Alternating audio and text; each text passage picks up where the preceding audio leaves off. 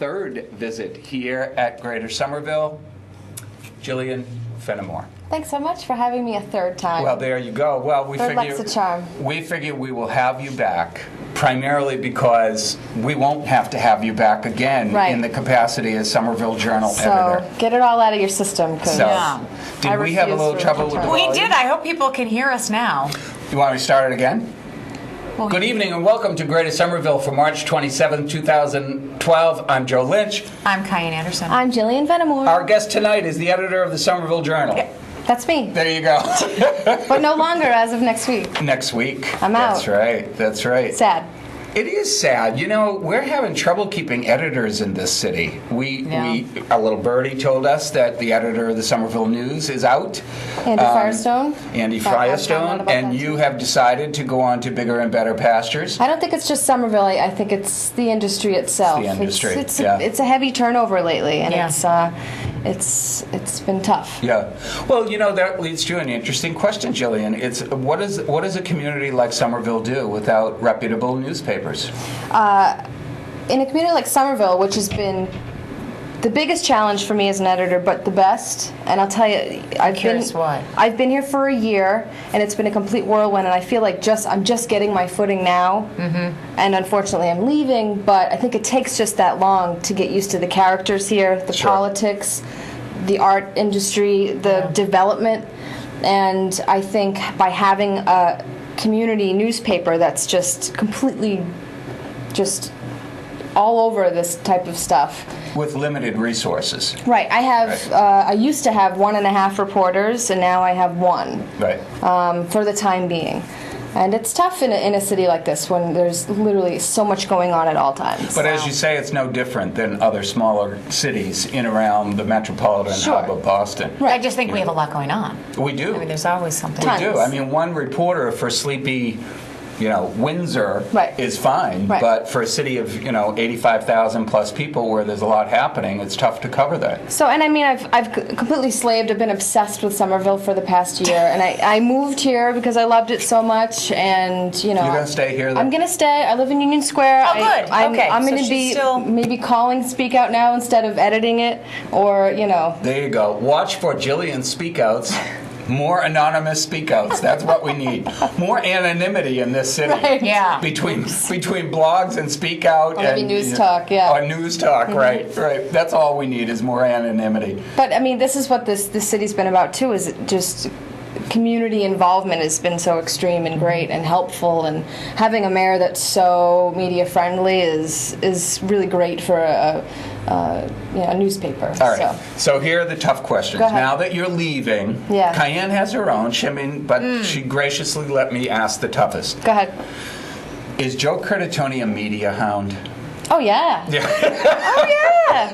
I don't think he'll deny it. No. Most politicians won't. Oh, I mean, but think about it. I mean, he jumped on the chance to kind of have this battle royale with Cambridge, which they'll never play with because Ken Reeves the whole has radio to stick thing. up his Oh, I'm sorry. And then the radio thing every week, which a lot of people get on his back about. They're like, why aren't you busy doing city work instead of going on the radio? But it's literally 15 minutes, and he plays a song, and it's all in good fun. But he's also the chief marketeer for the city. Right. He's keeping the city out front. He's changing the image, and that takes a lot more than just appearing at a fire or appearing at a news conference. Well, he's on Twitter now. Yes, he's a big Twitter fan, and people went nuts when he joined because I think he joined it and then he didn't tweet for like months. Right. And then once he started, he was at the radio stations. Right. Yeah. So it's been interesting. Yeah. It's been fun. All right. So Cayenne, interesting news story of the past 1 year. Your vote. The most interesting story that the Journal has covered in the past year. Oh God, Joe. See now, this is why I love Joe, is because he puts me on the spot like this, and I asked him specifically to give questions. But Joe, I don't know. I wanted to ask her more about Somerville. I thought you would say it was TEDx. I thought for sure you would say them. Okay, that was very interesting. But I think we already covered that topic, so I'm trying to be. This is about Jillian. All right, let's turn it back to Jillian. Yeah, let's turn it back to you. No, I'm just curious about how, in your experience in other towns like I'm curious about how Somerville was different, and you were consumed by it. And did you find that you were consumed by the other? I don't want to get you in trouble here, but no, but were you really consumed by Somerville for what reasons? Like what brought you? Okay, so I started the company Situate, sleepy South Shore town. Yep. We put yard sales and picnics on the front page. That's important stuff. Well, for some communities, sure. Yep. Watertown was very different in its own political way. Very strong characters, very kind of towny-esque news.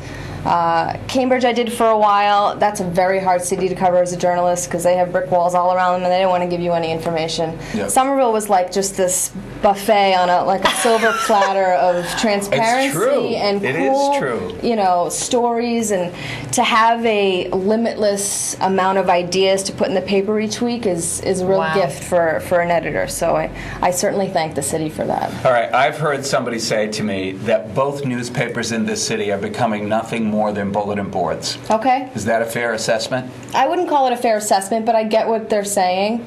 Of course, we receive press releases every day, every week with stuff, which I feel is very important for our readers to know about. And it does depend on our reporters. I'm behind a desk putting a paper together and editing a website, and I count on people to kind of really be out there and finding the stuff that the average taxpayer or resident wouldn't know about. Do I get where the bulletin board statement comes from? Sure. Do papers need that kind of substance in there somewhere? Of course. Readers aren't going to be pleased with everything that's in the paper. They may not like a page with kids at a science fair or a front page about a restaurant. They may specifically go to the Speak Out page, go to the obits page, read about all of the crime that happens. But you can't please everybody. Yeah. Yeah.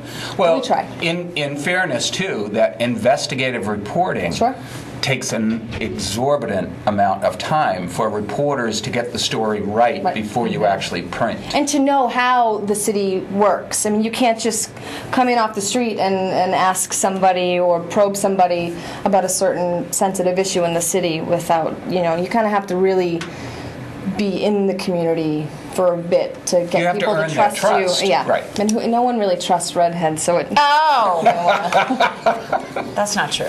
So, what was your favorite story? I mean, what do you think was the most important story that you did? Overall, I think being here for a year, I saw a lot of things happen and change from, the Assembly Square movement to even in my own neighborhood, Union Square, like all of the great businesses that are coming in and leaving, but at the same time, seeing how much of a great arts community this place is kind of mind-blowing until people that don't live here really don't know, and so I made it a point as an editor to let, to showcase that. Yeah. The politics were fun. I had a great time with the election season here. And of course, crime is a hot topic in the papers, and there's been some big, interesting things happening. So it's kind of a big hodgepodge of things. Yeah, there's kind of a joke that was made to the Somerville Police Force hierarchy is that single-handedly they're cutting down on the circulation of the Somerville Journal because crime is on the way down. Yeah, well, it's great for the community. Yep. It can be tricky for me when I want to fill some space in the paper, but I'm not complaining. Yeah. There's always something else happening. How about the worst story? Worst story that you ever had to cover? That we had to. Okay. I think any tragedies or things. I can't think of anything. Is there one that you'd want to do over again? You know what I mean? Like you wrote it and then maybe you're like it came back or you didn't quite hit every mark and you wish you could have covered it again? I didn't really write a lot of the stories. I think I picked up a couple, features here and there. That might be a question more for Andy. Of course, I have the final say on what goes in the papers and stuff.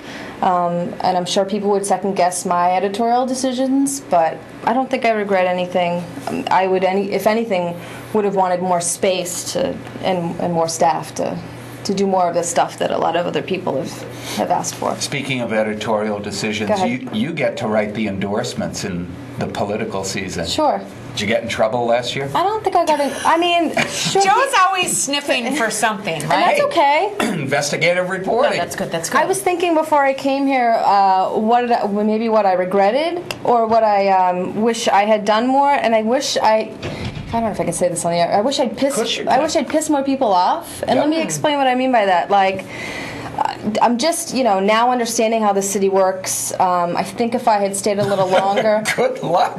We've been here a long time, and we're still trying to figure it out. I think I know, but I wish now I push more buttons, or on the editorial page, kind of invited more beyond, more anonymous, not anonymous, but like, real opinionated editorials and stuff that really kind of made people think more and got people upset and angry. I wish I had fostered more of that communication. So. Yeah. But one thing I've noticed is that in some of the local papers, or any paper rather, local more so, but you have these people that write in and they have their opinions, which are great, but they go so far to like news talk, obviously because they can hide behind things. Right.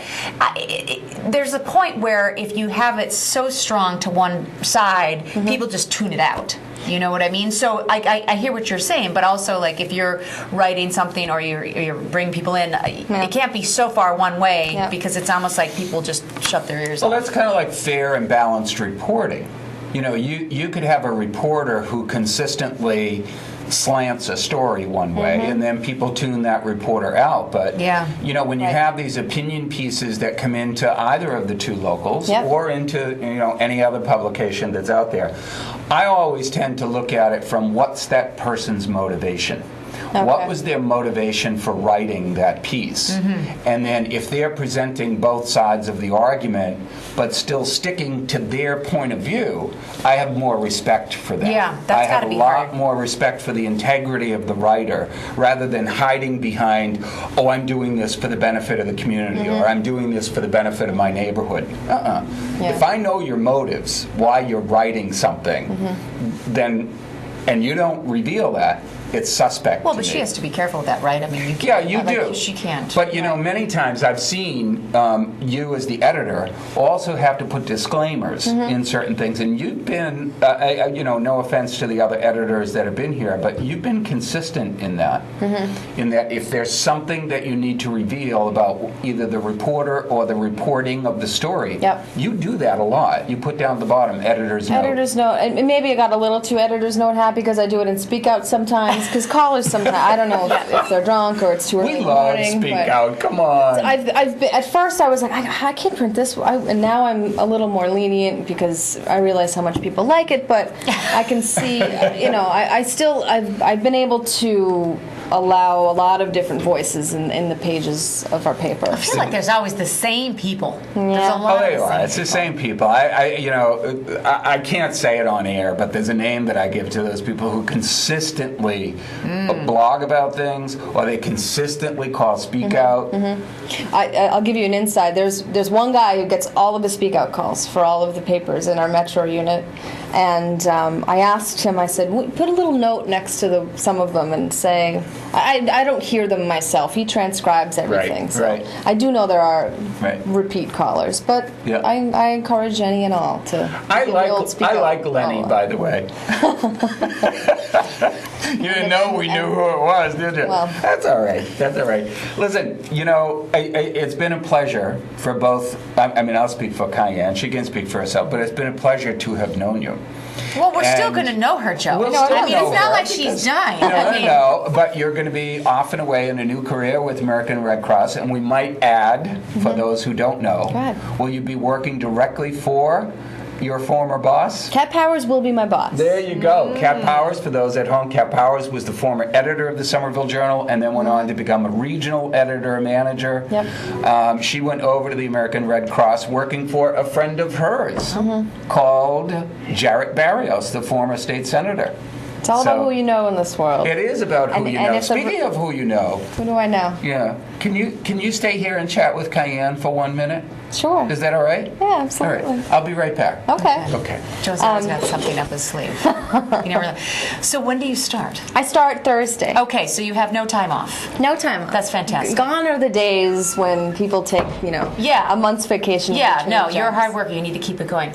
So what was I going to say? No, I apologize for that. Joe always puts me on the spot, and I had asked him, I said, how are you? Joe, what do you want me to say? It's been one of those crazy weeks, folks. And, oh my goodness, look who we have here. Oh, it's lovely to have How are you? Hi, Kat Powers. Hello, former editor of the Somerville, soon-to-be former editor of the Somerville. Hello, new boss. Hi there. How are you? Nice to see you. Welcome. Thank you. We're doing a little This Is Your Life. I know. Starting like first and foremost. No, so we just thought it would be, we do the little goodbye series, and Joe and I talked about it. We're like, what would be a wonderful thing to have, but all of your, people in your life that are in your new life, past life, and coming in here and talking about what they enjoy the most about you, and what they really appreciate about you, and send you on your way with some nice memories. I don't appreciate her. I was very... I'm sorry, Somerville. She was an awesome Somerville editor, but this is for 190 towns that she's now going to be helping. So it's for a good cause. Right. I know. You're taking her away. I know I'm taking her away, but it's for a very, very good cause. And she will still be helping out in Somerville and neighboring communities. Of course. 189 of them. That's fantastic. And so tell me a little bit about your... what does your new role entail in terms of where you're doing the media outreach? Mm-hmm. Okay, that's an exciting role. I feel like it's a whole new kind of social media platform that we're going to be spearheading. Absolutely. In fact, I just got back from Washington, D.C., where there's some very, very excited people to hear that there are folks who we are hiring from who have experience in social media. We have Jarek Barrios, who's the CEO in Eastern Massachusetts, who tweets and is on Facebook. I tweet. Yeah. Jillian is going to be there and hopefully getting the rest of the crew tweeting, including the 300-something volunteers that we have. That's wonderful. And those are just the ones who work on the marathon. There are probably 2,000 people who help when it's everything from nurses' aides to becoming those who show up at fires and tornadoes and whatnot. So it's a pretty big task, but we need somebody like Jillian there. And the Red Cross has been around forever, but this is the kind of a way now to just further its recognition and all of the stuff that it does. Well, I think that's the thing with a lot of the companies, or some of the organizations that have been around and more established. I mean, having these types of social medias, for so many people, it's just like, oh, stay away from it. We don't want to touch it. But with someone like you, I mean, you're very personable, you're very knowledgeable. I think that that's something that you really need, these companies really need to embark on this system, because if they don't, they're really missing out on a really big reach. Right, like it or not, it's what's happening. You have to just now. jump in. I told Joe Lynch, see, he's not here, so I can say whatever I want. I heard he joined Twitter. He did, and he asked me I'm a little afraid for Twitter. Yeah, he joined Twitter and LinkedIn. So all you people at home, if you don't know that, you need to search Joe Lynch, because he'll hate me for saying that. But yeah, he's officially taken the plunge. So that's fantastic, because I never... So that's very exciting. So you start this week. So you got her right on the schedule. She's just, out one door in another. Yeah. I'm okay. Luckily, she's not shy. No, that's good. I don't think you can be shy in social media. Oh, gosh. I can hear Joe Lynch. He's probably getting a little angry that I'm taking his seat. No, that's right. I don't want to get comfortable in Joe Lynch's seat. When's the last time you were here? I don't know. I was going to say, we need to have you. I think a touch base. I think when I was managing editor in the group that has the Somerville Journal and the Cambridge Chronicle. Yeah, okay. Oh, and the door opens. Oh, okay. This is your life. Thank you for stopping by. Happy to be here. Bye, Kat. Okay, who do we have? Hi there. Hello. Welcome to Life Post Journalism. Hey, Megan Ackerman. Hey, Jillian Hi Fennimore. there. Nice to see you. Hey, I'm Megan Ackerman. Nice to meet you. Okay, here we are. And now, how do you know Jillian? Megan is a former Somerville Journal reporter. 2 times around. 2 times, one of the best and the brightest. Fantastic. So we were co-workers for a while. Okay. And so now we need to go through this, just a little bit. We're doing This Is Your Life. Jillian's wonderful. She's leaving. She sure is. Why do you think Jillian lasted only a year with the Somerville Journal? I don't think it has. That's a good question. It's any reflection on Jillian, or Somerville, right? I think it's more of a reflection of the newspaper business and the way things are going. It's really hard if you want to advance your career, if you want to, make enough money to buy a house, have a family. I think it's getting to the point where a lot of people are having to choose between those things and staying in journalism. Yeah. I mean, I don't know if that's the case for you. No, it's a labor of love. Journalism's like one of those things that I will never shake or don't want to leave necessarily, but I have to have a life that I'm comfortable in, and I've done this for close to a decade in Gatehouse and beyond that, and I think I've kind of maxed it out for the time being. Well, it's interesting. My older sister was in journalism. She was at the Dallas Morning News, and she's now doing something entirely different. And it is her labor of love, and she still does columns on the side, but she really finds, similar to what you're saying, it's unfortunate that it has to be that way. But at the same time, I would argue that you're getting snapped up because you are so versatile, and you're able to go to all different industries, and it's your bubbly personality has brought you new opportunities. Yeah, and I think Megan and I can both agree, being in Somerville and covering this city has been probably one of the best experiences in Gatehouse. I could say that. Oh, we have a return guest. I forgot. We have a return You're mine guest. now. Oh, look at that. Pinning. Yes, there we go. It's official, folks. Yes, It's official. Everybody gets right across the Oh, wonderful. lovely. Oh, I'll There take you one. go. All right. We were supposed to have juice and cookies. Joe forgot to bring our props. I suggested he would've wear a given some nursing blood. hat. If juice Thank you very equals much. champagne, I'm down. So let's talk about embarrassing moments. Go ahead. What do we have for Jillian's embarrassing moments? What do we have? Anything that you can think of? Things that we don't know about her behind the I scenes think that we that's should off know? the record, Oh, I Diane. don't think so. I think we can talk about anything we want to talk about. This is my show. That's right. I'm honestly trying to think of something when Yeah? I worked with you. I worked with you for a long time. And There were lots of She's very quirky. funny things. Is she quirky? She's quirky. I sing. I know I sing a lot. Karaoke? Something like that. I just make up stuff. I did All right. run into a karaoke bar once. Oh, see? That's right. I did, I wasn't singing Truth that is night. out. No, we weren't singing. Uh-oh. Oh, he wants Think me to about leave. that, and you can recall, another embarrassing moment. But, hold good on to a see second. you. It was nice to see Thank you for stopping by. Thank you.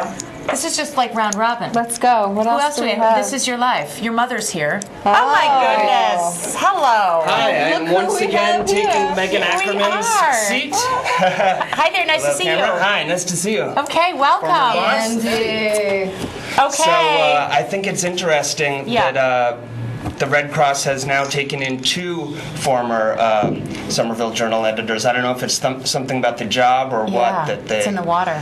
you Something's know, going on. Yeah. Bring in the ambulances, Yeah, thank you for stopping by. Yeah. Andy Metzger. Yeah. Do you miss covering the summer in Somerville? Oh, totally. The politics in Cambridge are different, as you Yeah. can Totally imagine. different. Now, you've only been there a short time. Yeah. I don't know the city that haven't well. quite gotten your feet wet. But while I'm Takes here, a bit. I want to Okay, say yes. Jillian had this favorite saying around the newsroom.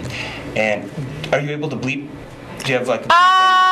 Yeah. You know what? Never mind. Okay, I was going to say, I'm the one that produces the show, and I'm not as sophisticated as I should be. You probably need to scrub the entire tape. Yeah. But no, we have Nice. a blast around Okay. the journal. We do. And, Yeah. and yeah. It's a fun newsroom, and if anyone wants to stop by, it's on Central Street, and the door's always open, and there's sometimes a dog visiting. How do you like your new location? You're right by Highland Kitchen, which I'm quite jealous Right of. by Highland, right by City Hall. Anytime an ambulance or a fire, You're there. We hear it and we're out the door. And Andy's on bike all the time, so he just from Cambridge to Somerville. Now, how long did you work together? About a year. Yeah. Close to a year. Yep. Okay. And she kicked you out? I asked her that. I said, Yeah, what's yeah. going on? I said, you kicked him out. Oh my gosh, we have another. Oh. Just keep going. Well, All right, I'm gone. oh, wow. Okay, well, thanks for stopping by. Hi, Andy. you. Hello, Adi Guha. Wow, there's one more guest. surprised at all. Oh, Hi there, nice to see you. Have you met Audie before? I think so. Yeah. And, here and there, everywhere, everyone's around. She's been with the Journal longer than I think any of us sitting down. In fact, she's going to be the third editor that I get rid of. Right. Kicking her out. So because of Audie, I'm really. So now, how long have you worked together then? Let's see. Probably when I started in Cambridge a couple of years ago as a reporter. Okay. She's been the kind of the crime reporter guru forever. So. Yeah. We met, and she didn't realize what my name was until a couple months after, and still calls me Reddy. Yeah. Because of my hair. It's probably easier. She's one of my favorites. Yeah. But we just have a blast, and We'll still be neighbors. of course. She lives right down the street, and So what are some of the things that you're going to miss the most about Jillian? Now I'm going to get all sappy. I was trying to get loud noises in the newsroom. Wow. It's not Okay. what you think. no, not okay, right? Yeah. I can be on deadline, under pressure. Yeah. Yeah, but that's the same for all Delirium of us. on deadline can be very amusing. So if you ever want to swing by during those Comical. hours, very comical. And our dogs are friends, and Right. they both come to the newsroom often, which is fun. That's nice. I'll definitely miss Tyrone. That's my dog. Yep, you have to bring him over Right. to say hello. Fantastic. Yeah, it's been a nice little community, and newsroom atmospheres are always fun to be in, and I think that's what I'll miss the most is just kind of having this free, fun-loving craziness. And I'm sure it'll be the same working with Kat, but It's a different direction, but at the same time, Sure. I'm sure there's familiarity there because she's there, which is nice. yeah, it'll be good. And starting off something big like that, you really can't go wrong with the amount of impact that you're going to have. But you had a tremendous impact on Somerville and getting the news out and making sure that everyone knew everything that's going on. I hope so. I feel like it went by so fast. You've touched a lot of people, and Right. now we're having the little reunion tour. I feel like we're just kind of winging this. I'm going to let Joe, because he doesn't go this long without talking ever. I know, he must be bursting. Just Oh, wait, discuss a few things. okay. Oh, it hurts not to speak so I so know. long. So that's what I'm saying. What do you want to say? Were you surprised, kiddo? This was so weird. There you go. I was just with you guys like an hour ago. Well, the reason we all came, you know why? You owe us all dinner. Oh, that's right. There is you this go. what this is There you about? go. I Joe know. promised. Joe promised. Now that I'm not on a journalist's You know, salary. you can afford it. Joe, That's I'm right. nervous that the mayor's going to come and ticket me. Is it? You know, It's almost 8. we invited We're so close. we invited the mayor to come down. He sends his best regards. Sure, he's a busy guy. He does. He is a As long very as he busy doesn't guy. send the meter maid, I'm fine. That's totally cool. The mayor would prefer radio stations these days. He seems to be having much more success. Right. But honestly, Jillian, on behalf of your friends here at Greater Somerville, Scat TV, and the many friends that you've made, our best wishes. Thank you so much. You're going to be located right over in Kendall Square anyway, though. Yeah, So come find me. And you'll live here in Union Square. And Union. Tyrone will be. Anybody that That's all, she's yeah. offended, make sure you get a Yes. hold of her. You know how to reach me. We won't give her the address, but I won't take it personal. Cat Powers, Megan, Ackerman. Oh, is that awful? A what? Memory's the first thing to go. Memory's Joe. the first thing to go. Andy Metzger and Audie Guha, on behalf of Greater Somerville, thank you, Jillian. We'll see you all soon. Good night, everybody. Good night. Bye, Jillian.